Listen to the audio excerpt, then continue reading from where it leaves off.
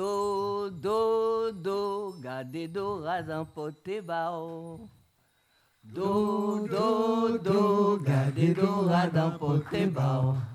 Ou ka songe l'année passée, en te allé la pêche dorade, maman tan dorade en pote bao. Ou pas quitter manger, ben moi, mes amis. Do, gade dorade en pote bao. Do, gade dorade en pote bao. Oswela, a pas dorade dans qui pote bazot, mais c'est un petit conte en vin compter les autres. Mais pour un petit conte, faut tout le monde ciser. Mi chanter à ciser là.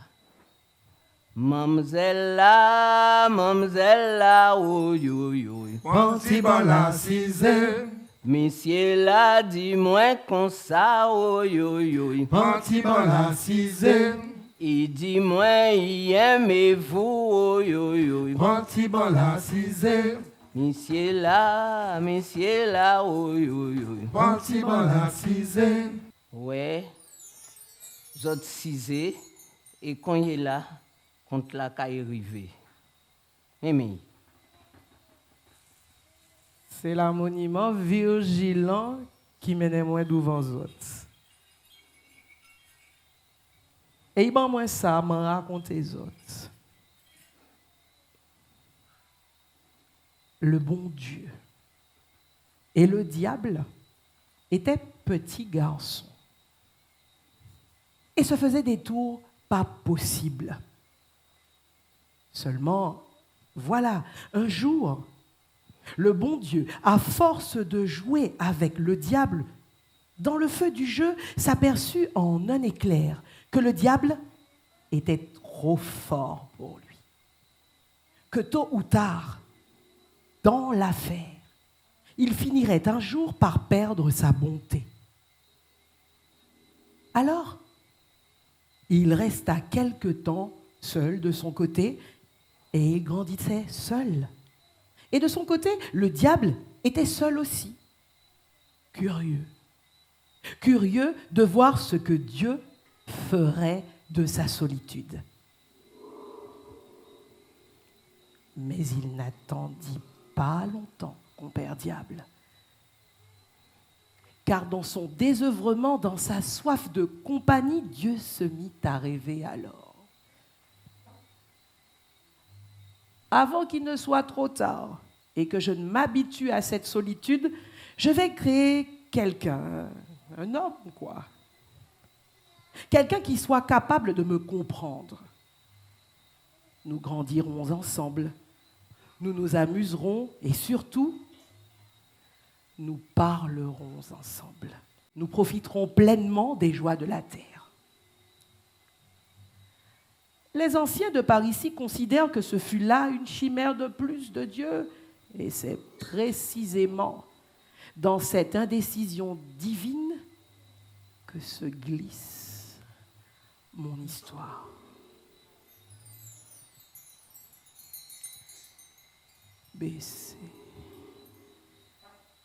Baissez la voix. Le conte se met debout. À petits pas, à petits pas. Au tout début, quand la terre avec son soleil tout neuf n'était plantée que d'arbres et que Dawa, le divin batteur, accompagnait sur son tambour le bruissement intime de ce monde naissant, retenez bien ceci. Seuls les arbres peuplaient la terre de leur fût tout haut, tout droit, tant feuillus et psalmodiant dans le vent. Aucun humain n'était encore né et aucun n'était décédé. Or donc un jour que Dieu contemplait son œuvre une fois de plus en se grattant le crâne, fataliste, mécontent, solitaire, Dawa, son fidèle compagnon, vit sa tristesse, partit d'un rire énorme et lui dit « Maître, je vais vous arranger ça. Alors, Dawa prit son tambour et le battit doucement, doucement, avec des doigts aussi légers qu'un rayon de lune.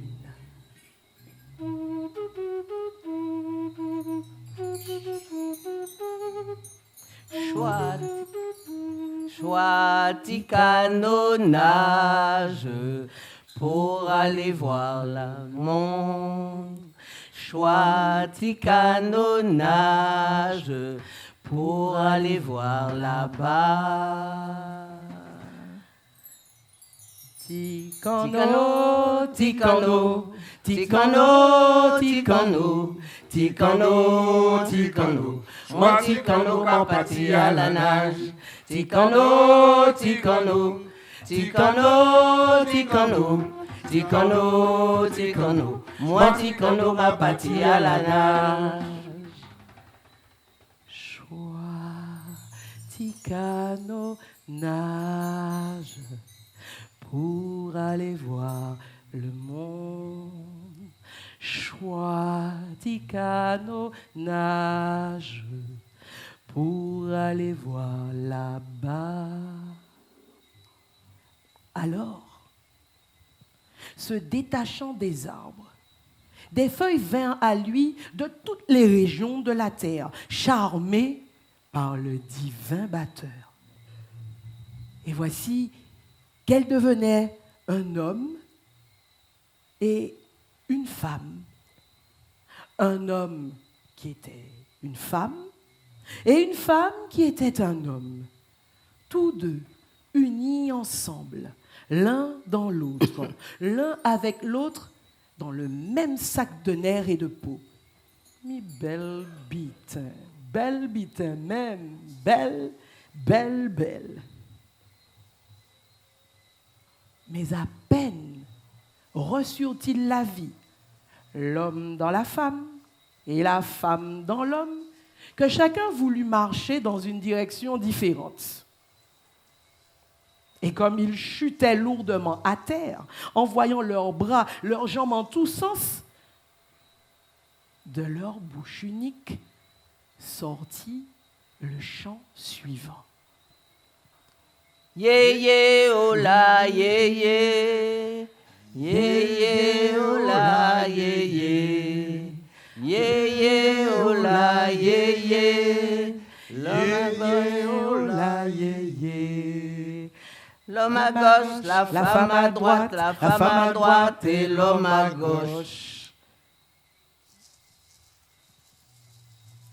Entendant cela, Dawa fut pris d'une grande colère et il dit en son cœur: ah, petit homme sans vergogne, ah, petite femme sans vergogne.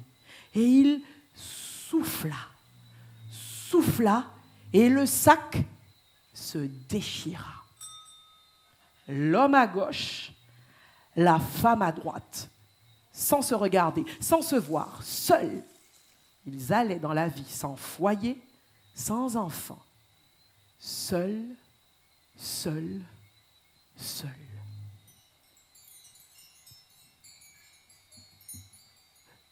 Parfois, une tristesse leur venait en forme d'absence, celle-là même qui se pose sur quelque chose ou sur quelqu'un que nous avions et que nous n'avons plus. Or, donc, sitôt créé, l'axe de la terre commençait déjà à rouiller et Dieu se taisait. Il laissait griller les pistaches. Moi aller à Mornalo pour acheter un bidon de l'eau, et au ban moi boire de l'eau en poban, en carottes, en d'olivette, oh, y'en qui mort, oh, y'en qui mort. Par-dessus les soleils et les lunes, par-delà les anneaux de Saturne, s'étend l'immensité d'Aigues marines, encombrée d'une litanie de terre sans chapelet ni amarre. parmi lesquels vogue l'île Papillon, toute prête à prendre son envol. Au pied du massif de la Matéliane se loge le village de Fonzombie, niché sur les 2 bords de la rivière Négresse. Là, arc-boutée sur ses longues jambes, d'une grève à l'autre, les yeux clos, la reine dort. Elle sommeille, tandis que s'échappe continuellement de son corps le flot amniotique qui irrigue le papillon en eau douce, en eau salée, en eau mêlée. Les habitants de Fonzombie venaient sur ces rives en espérant contempler dans l'onde le visage de leurs défunts. Mais que dire? Et comment le dire? C'est à cet instant même que l'homme regarde à la femme et que la femme regarde à l'homme, et ainsi sommes-nous nés sur les rives de la grande rivière Négresse à Fonzombie, sous les yeux clos de la reine. Jouez ban moi, qui chante bao. Qui en minet, qui en majeur, ban moi quand même. En si bémol ou en fa dièse, ban moi quand même. Jouez ban moi mauvais méchant, jouez ban moi qui chante bao. Jouez ban moi, qui chante bao. qui en minet, qui en majeur, Ban moi quand même.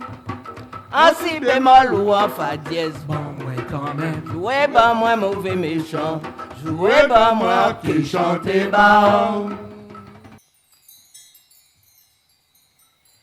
Tout commença ainsi pour les gens de Fonzombie. En vérité, ces personnes-là n'allaient pas dans la vie en chaise à porteur. Cependant qu'ils étaient passés maîtres dans l'art de la feintise, rire pour pleurer, chanter pour crier, danser pour marcher. Et chacun d'eux avait son secret, réel ou imaginaire, n'importe, qu'il chérissait jalousement et que l'on respectait soigneusement.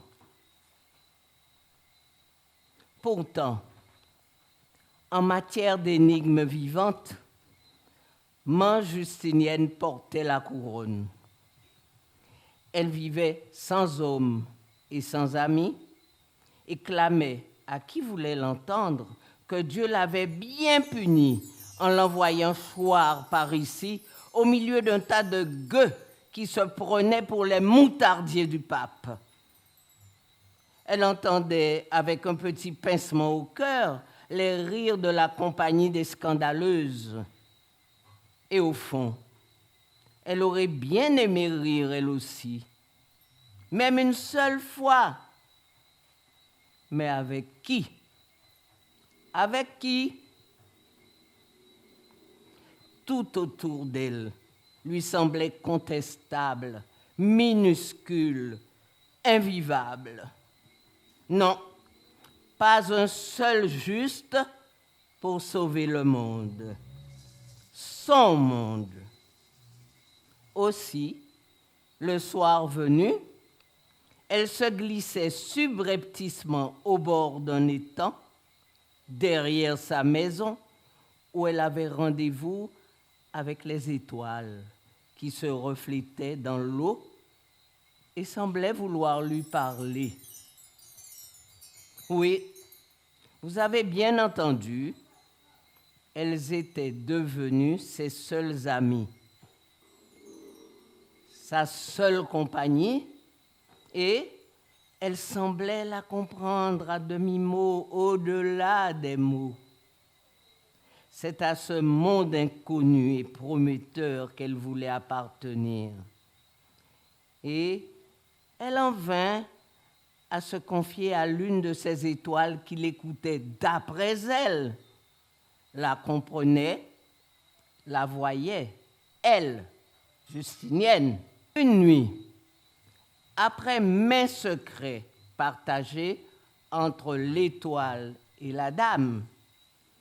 L'astre émit un petit rayonnement spécial, un peu verdâtre, qui vint frôler son épaule gauche, et elle entendit distinctement ces paroles. « Justinienne, tu aimes les promesses de la nuit, les lumières d'ailleurs, les surprises de l'inconnu, et tu étouffes dans ce fond perdu. Écoute, agrippe-toi solidement à ce rayon qui te caresse l'épaule et monte vers moi. Tu te retrouveras dans le monde de tes rêves. Mais surtout, ne te retourne jamais.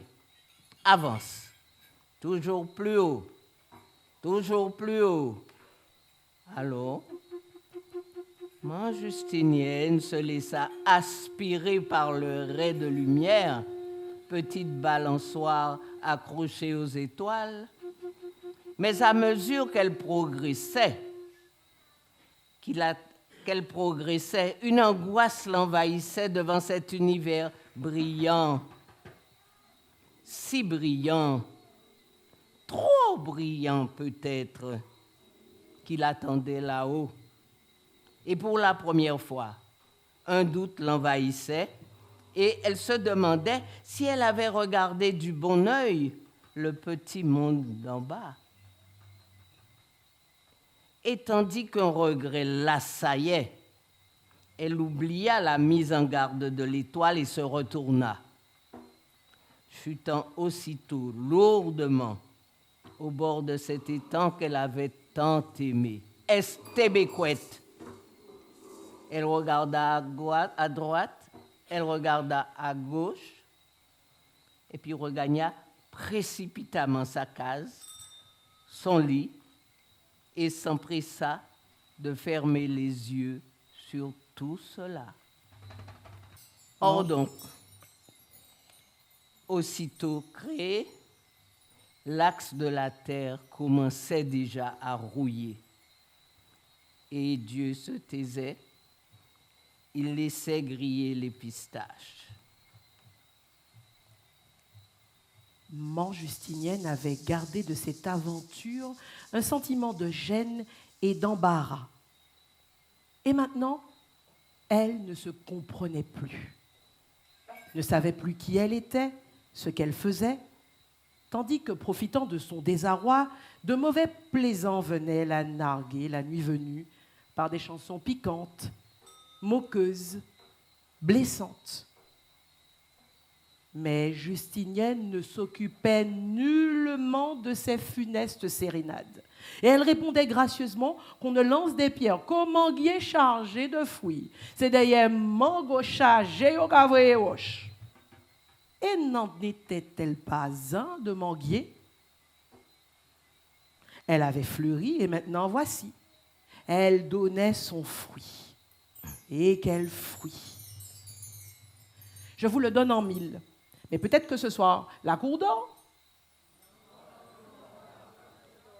Si elle dort, qu'elle se réveille. Et sinon, qu'elle ouvre bien ses oreilles pour écouter le décatement de l'homme tigeant. La femme accoucha d'une petite fille qu'elle appela Égée. Mais comme on n'avait pas vu d'homme entrer ou sortir de la case, on en déduisit que c'était l'enfant de l'étoile. Sans mentir, maman Justinienne avait gagné sa couronne avec Égée. Les femmes enceintes venaient contempler son visage pour que le fruit de leurs entrailles lui ressemble. Comment dire? Prenez-moi pour une folle, mais croyez-moi quand même. Égée ne perdait rien de sa beauté en grandissant. C'était une insolence, un scandale, un abus, trop pour une seule personne. Non. Égée n'avait rien laissé pour les autres. Dieu donne à qui il veut et retire à qui il veut. C'est la justice de Dieu, n'est-ce pas? Motus et bouche cousue. La maison de Tigean faisait face à celle d'Égée. Et au premier regard, les deux enfants s'étaient aimés. Qui commande les sentiments? Qui? Personne. Mais maman Justinienne ne l'entendait pas ainsi. Elle avait son plan. Et c'était comme si Tijan était une petite rognure d'ongles qu'il fallait couper. En vérité, elle pouvait toujours parler, maman Justinienne, car les amoureux ont des ailes qui les portent aux plus hautes cimes, là où n'arrive pas le tintamarre des humains. Mais maman Justinienne ne le savait pas. Mais peut-être que vous qui êtes là, ici présents, vous le savez? La belle sans giromont, oui, moi c'est un gros couteau pour piquer dans la belle. La belle pour la couteau, la belle sans giromont, oui, moi c'est un gros couteau pour couper dans la belle.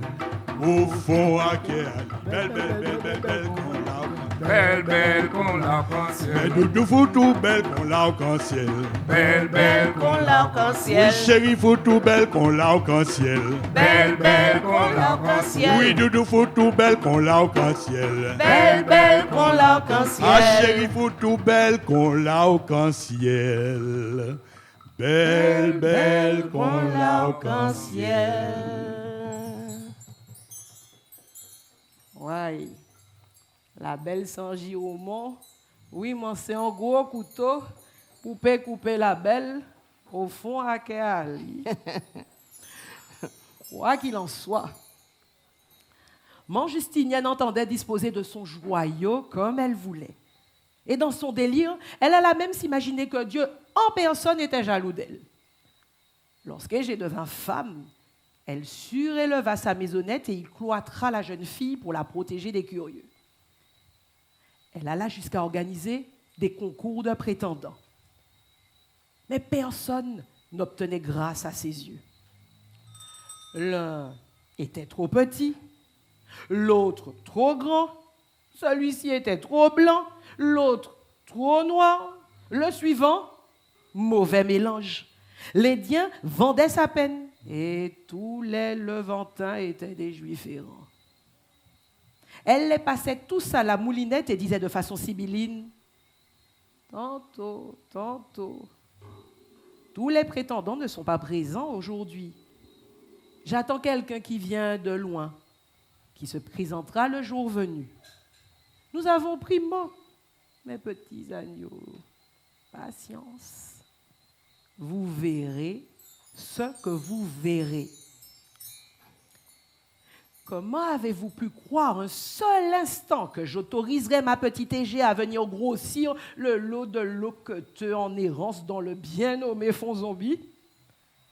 Comment l'avez-vous changé un seul instant? Non, elle n'est pas pour vous du tout, du tout. Comme maman Justinienne le clamait, toutes les heures blessent. La dernière tue.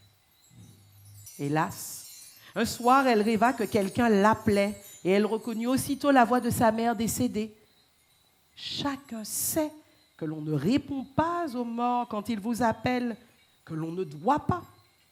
Et cette fois-ci, sa bouche prononça distinctement ces paroles.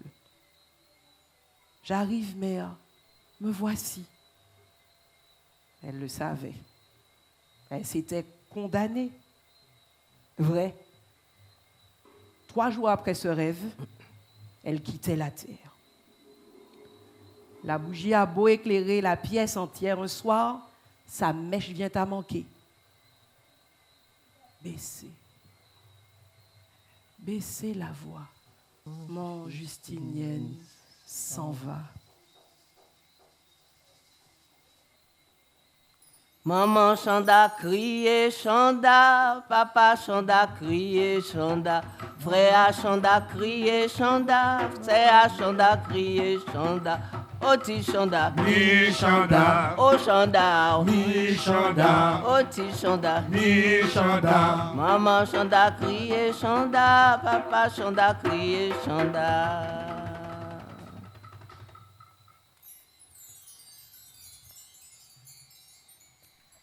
Alors que tous étaient au cimetière, un attelage arriva et un homme en descendit.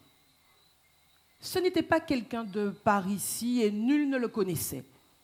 Il était bardé d'or, breloques, bagues, éperons d'or. Il avait un habit rouge et un feutre mou comme couvre-chef et ses yeux de rapace étaient couverts par des paupières que rarement il soulevait.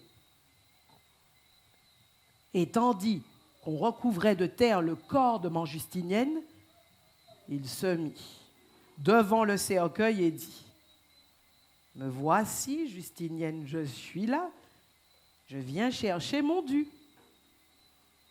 Alors, devant l'assistance médusée, il s'avança tout droit vers Égée en la fixant intensément. Et la petite étoile de Manjustinienne s'endormit instantanément pendant que l'homme l'emportait devant tous, au grand galop de ses chevaux. Devant tous. C'était donc cela le pacte de Manjustinienne, ouais. Elle avait joué et elle avait perdu. Et quelqu'un dans l'assistance dit tout haut, « À force d'appeler le diable, finit par arriver. » Et ce fut tout le requiem pour Manjustinienne. Dies irae, dies illa. Ouais. Jour de colère que celui-là. Ouais. Mon Géo, mon Géo, la la la la la la la la la la la la la la la la coq la qui t'est en pied, coucou la. Coq la chanté, coquillou, ah ah. En v'lé baigné, en de l'eau, atterri na maman moins cher. Si a pâté, macialino, coca blante que bat. Macacaille, comme il fallait. À la patate, coulé mollo, l'angla bien roulé, cher. En commandé au pardon maman pour Macialino. Mon Géo, mon Géo.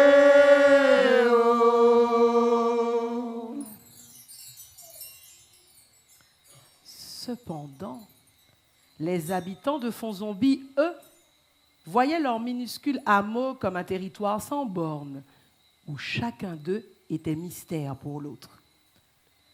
De son vivant, Manjustinienne pensait qu'elle était bien plus grande que son destin, et elle s'en était allée avant d'avoir pu contempler l'étonnant parcours de Tijan. Mais nous savons que les fourmis lui emporteront nouvelle sous terre. De fait, la petite Onur de Tijan était le petit-fils de Vademba, cet Africain qu'on considérait à Fonzombie comme un immortel parce qu'il s'était métamorphosé en corbeau le jour même de son arrivée sur le papillon par le navire négrier qu'il avait ravi à la terre d'Afrique. Il avait aussitôt rejoint la cachette des Grands Bois, sur le piton rocheux de la Matéliane qui clôture Fonzombie, bornant ce domaine ensorcelé. Une cour de nègres fantomatiques prenait plaisir à effrayer l'enfant Tijan lorsqu'il se glissait en catimini jusqu'à eux.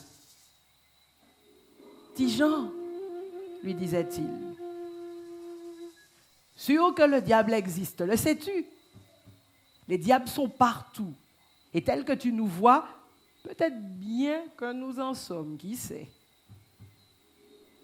La nuit est habitée différemment que le jour, Tijan.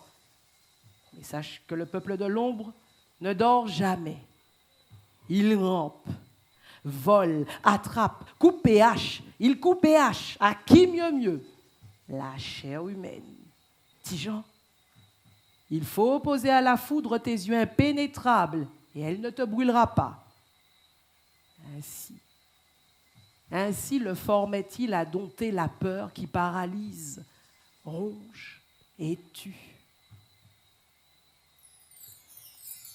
Quand Tijan quitta le cimetière le soir de l'enlèvement d'Égée, il se rendit dans l'enclave de Vademba et se plaçant tout droit devant lui, il dit « Grand-père, me voici. Tu sais pourquoi je suis venu. » « Je sais, mais tu te trompes, mon garçon. Ce n'est pas ton chemin. Mais mon sang coule dans tes veines et tu es aussi têtu que moi-même.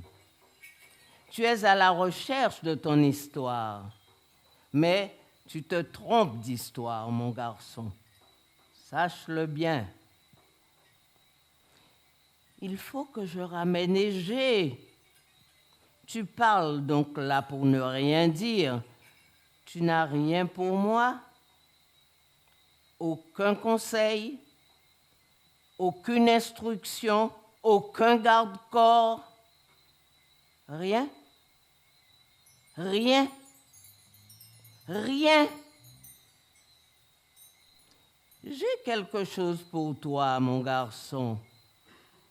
Et son fidèle compagnon, Eusèbe l'Ancien, parut alors, hilar, tendant au jeune homme une besace qui contenait quoi? 3 plumes d'oiseau, une bourse de louis d'or et une autre d'ossements. Tijan était colère, dépassé colère. Il fulminait, blessé, ahuri, fuyant l'antre du vieux Satan de Vademba et hurlant ces mots, scélérat, bourreau, assassin.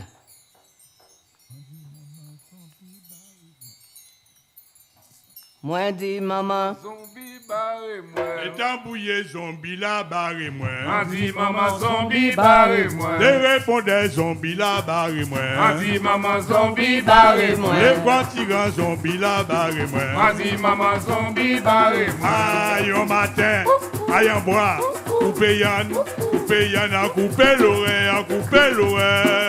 T'en fais des paquets y'a cabré, zombie barré moi. Dit maman zombie barré moi. Les répondait zombie là barré moi. Dit maman zombie barré moi. Oh, montez y'a l'ompier bois, moi vois longueur à bois là. Cabré ni bois d'ouvant, cabré ni bois derrière. En descente tes bois là, mette-moi qu'à marcher en bois. Petit pas, malgré ça zombie barré moi. Dit maman zombie barré moi. Oh, on prend un petit prière, on prend, je vous salue Marie, malgré ça zombie barré moi. La nuit était piquée d'étoiles brillantes. Et il allongea ses mains dans la besace pour lancer aux cieux ces maudits louis d'or qui lui pesaient inutilement. Mais les pièces ne voulurent pas quitter leur pochette et Tijan prit peur, se mit à courir, tâtonnant dans l'ombre, s'égrassignant tout alentour comme un maudit de la maudicité. Il sentait derrière lui une haleine brûlante et nauséabonde et entendait des rugissements de fauves qu'il ne savait pas reconnaître. Ainsi, bardé d'invisibles poursuivations, Tijan avançait à grande foulée dans une épaisse pénombre qu'il arpentait comme un mendiant, sans papa ni maman. Il ne reconnaissait plus rien, épuisé, perdu, ne sachant quelle direction choisir qui le mènerait à Égée. Elle l'attendait, elle l'espérait, il le savait, il l'aimait. Maladie d'amour, maladie de la jeunesse, chacha sur moi-même, ouah marcher derrière moi. Maladie d'amour, maladie des amoureux, chacha sur moi-même, ouah marcher derrière moi. Femme qui panique l'autre, qui dormi à caille maman. Femme qui panique l'autre, qu'aille dormir à caille papa. Femme qui panique l'autre, qu'aille dormir à caille maman. Dormi caille, dormi caille, dormi caille maman. Dormi caille, dormi caille, dormi caille maman. Notre guerrier. De marcher, il n'était jamais rassasié. Voici que le papillon était pour lui comme une gabarre démarrée, ivre de grand large, qui, sous ses pas, glissait comme un escalier roulant. Tigeon n'avait aucunement soupçonné son ampleur, sa splendeur, sa colère. D'arbre en arbre, il sommeillait. Et un soir, d'entre les soirs, il grimpait comme d'habitude sur le premier arbre rencontré au bout de sa fatigue, quand sa besace se renversa et que les plumes qu'elle contenait s'envolèrent dans le vent. Aussitôt, un magnifique paon se tint à ses côtés dans la ramure. Et il chantait. C'est moins pan, c'est moins pan. C'est voler en cas, il mène là pour moi, mène au Tigeon, au Tigeon, au Tigeon, aïe aïe aïe. Au Tigeon, quand il mène là pour moi, mène au Tigeon, oh, aïe aïe aïe. Si on mande pour moi, dit ou pas vraiment. Puis l'oiseau s'éleva dans le ciel et Tigeon le suivit en un lieu qui semblait être le bout de la terre. Car un vacarme montait de toutes parts et des hurlements de bêtes féroces sortaient de gorges fracassées. Il avait atterri, sans le savoir, au pays des déchiqueteurs. De siècle en siècle, ces gens avaient vécu avec la haine dans le cœur. Et pour l'assouvir, ils s'étaient divisés en 2 clans qui s'exterminaient les uns les autres jusqu'au dernier. Figés dans leur extase de mort, les Otropes avançaient face aux Batak, qui eux-mêmes fonçaient les uns contre les autres. De massacrer, ils n'étaient jamais fatigués. Ils oxyssaient le père, le fils et le petit-fils, incontentables. Ils éradiquaient la race des hommes. Leur dernier ennemi gisant, ils pleuraient. Et Tigeon leur demanda la cause de ces sanglots. Ils hoquetaient, disant qu'ils souhaitaient les voir renaître tous, les gisants et les autres Maccabées, pour de plus belles pouvoir les massacrer encore et encore, parce que sans eux, ils ne dévoreraient plus qu'eux-mêmes désormais.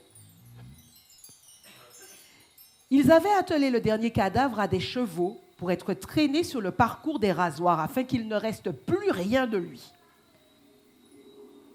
Alors, tirant la petite bourse de sa poche, Tigeon acheta le Maccabée et ils le vendirent.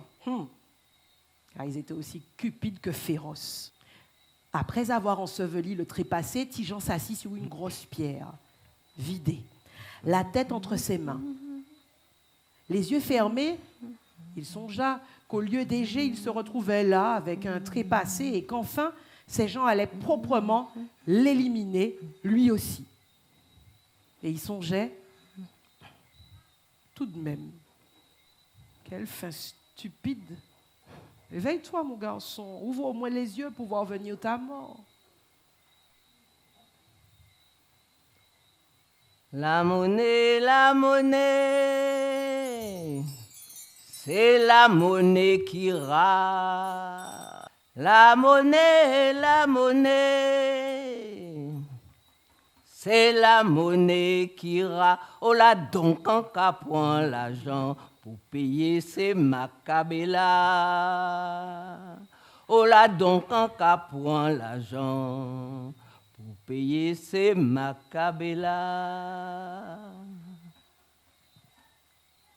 Et c'est alors qu'on l'appela ainsi. Tigeon. Se redressant, il ne vit personne et se mit à rire de lui-même. Alors, vieil aventurier, Tu ne veux donc pas mourir. Tu entends des voix. De nouveau, il entendit. Tijan, Tijan. Il se retourna, il n'y avait personne. Alors la voix reprit. Ne cherche pas, l'ami, je suis le mort d'hier, celui-là même que tu as fait ensevelir. Et que me veut ce mort? Ce mort veut te remercier de lui avoir donné sépulture. Ce mort veut te dire que tu es arrivé, Tijan. Tu es arrivé. Et je se trouve ici même. Il faut que tu bouges cette pierre sur laquelle tu es assis. Déplace-la doucement et emprunte l'escalier qui descend au souterrain. C'est la caverne de l'homme en or. Et c'est là même qu'il la détient prisonnière, ton égée. C'est là même. En bas, gros, gros, en bas, gros, gros, wash là. En bas, gros, gros, wash là, c'est là qui n'est secret. En bas, gogo, en bas, gogo. En bas, gros, gros, wash là, c'est là mystère là, yeah. En bas, gogo, en bas, gogo. En bas, gros, gros, wash là, c'est là mystère là, yeah. En bas, gogo, en bas, gogo. En bas, gros, gros, wash là, c'est là qui n'est secret. En bas, gogo, en bas, Gros, gros, wash là. Le souterrain conduisait à une maison de verre où Égée trônait, statufiée, muette, terrorisée. Avec à ses pieds 22 chiots affamés qui la gardaient, en poussant des rugissements de fauve en furie, attendant qu'elle fasse un geste, pousse un cri et bascule, tombe pour la mettre en pièces. Apercevant Tijan, ils se ruèrent sur les parois de verre qui se brisèrent. Et déjà, quelques-uns s'en échappaient pour le déchiqueter quand il leur versa le tas d'os si lourd qu'il avait tant chargé et qu'il avait failli jeter 1001 fois lors de sa fantastique traversée des mondes dans l'île Papillon. Elle est si belle. Belle. Papillon, volé, c'est volé, nous qu'a volé. Papillon, volé, c'est volé, nous qu'a volé. Papillon, volé, c'est volé, nous qu'a volé. Papillon, volé, c'est volé, nous qu'a volé. Volé, volé, volé, volé, c'est volé, nous qu'a volé. Papillon, Volé. c'est volé, nous qu'a volé. Bras dessus, bras dessous, la terre pas t'est capotée. Oui, la terre ne les portait pas. Ce soir-là, ce sont eux qui portaient la terre, leur terre, eux-mêmes. Tijan avait opposé à la foudre l'éclat de son regard. Le diable, celui-là même qui avait enlevé sa belle, celui que Dieu n'avait plus retrouvé au cours de leur fameuse partie de cache-cache, eh bien, il court toujours. Mais un jour, il y a bien un corbeau qui le démasquera et lui crèvera les yeux. Aussi bien Diabla qu'a passé la rivière. Aussi bien Diabla qu'a passé la rivière. Diable et puis zombie qu'a dormi tout partout. Diable et puis zombie qu'a dormi tout partout. Aussi bien Diabla qu'a passé la rivière. Aussi bien Diabla qu'a passé la rivière. Diable et puis zombie qu'a dormi tout partout. Diable et puis zombie qu'a dormi tout partout. Quand les amoureux arrivèrent à Fond Zombie, ce petit point d'interrogation encastré dans le papillon, la grande, celle-là même que les premiers habitants avaient d'abord baptisée Karukera, l'île aux belles eaux, comme à l'ordinaire. Chacun vaquait à ses occupations et comme si rien de tout cela ne s'était passé. Ils ne les avaient pas vus partir et ils ne les virent pas revenir. Mais peut-être bien qu'ils s'adonnaient à leurs feintises habituelles, peut-être. Rien n'assure sous nos cieux de Parisis, où les gens chantent pour crier, rient pour pleurer, danse pour marcher. Ainsi va, virevolte notre papillon aux ailes moirées à la rencontre de ces mondes anciens et nouveaux. La fin et le commencement. Ainsi. Tijan pan gâteau, pan gâteau, pan gâteau à tout. Tijan. Tijan pan gâteau, pan gâteau, pan gâteau à tout. Tijan. En cas marcher un moulin. Tijan. En cas travailler à l'usine. Tijan. En cas crier tambouiller. Tijan. Et tout la cabine portée. Tijan. Tijan pan gâteau, pan gâteau, pan gâteau à tout. Tijan. En cas mander dans cette là. Tijan. On y fait sa mine rentrer. Tijan. Tijan pan gâteau, pan gâteau, pan gâteau. Tijan. Tijan, pan gâteau, pan gâteau, pan gâteau. Tijan.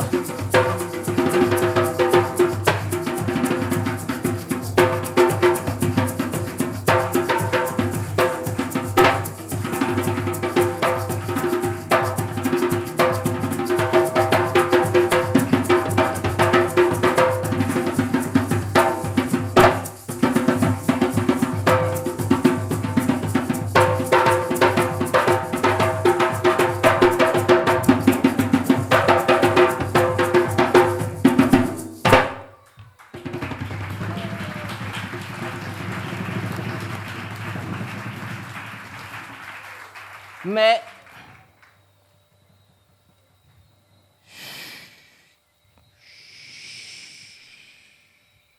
c'est notre secret. Ce soir, ce que vous avez entendu, c'est notre secret.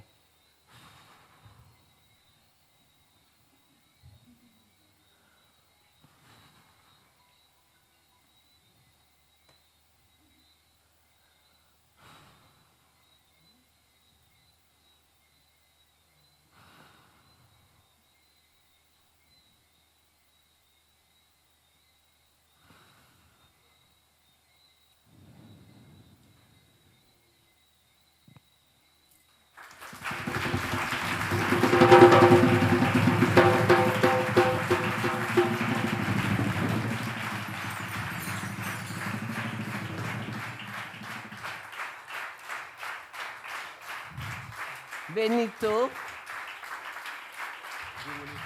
Véronique, la belle danseuse,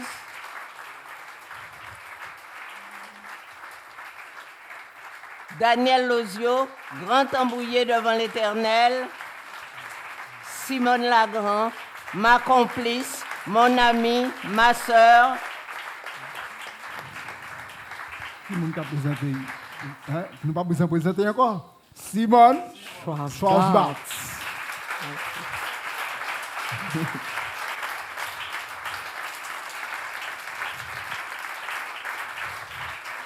Simone Schwarzbart, notre reine sans nom, avec un grand nom qu'on n'oublie jamais. Et puis Tijan. Et Tijan qu'on n'oublie pas. Et ni d'autres Tijan, c'est des Tijan qui n'est Tijan. Parce que pour Balan, cas, Tibouglassage a fait ici dans Guadeloupe, à part qu'on est là, nous que Koda éveillé. Hein? Donc, nous n'avons l'autre Tijan pour nous coûter encore. Au soit là, nous coûter yon. Vous êtes d'accord? Vous êtes contents? Bon, eh bien, c'est tout ça nous voulons. Bonne soirée. Merci. Merci.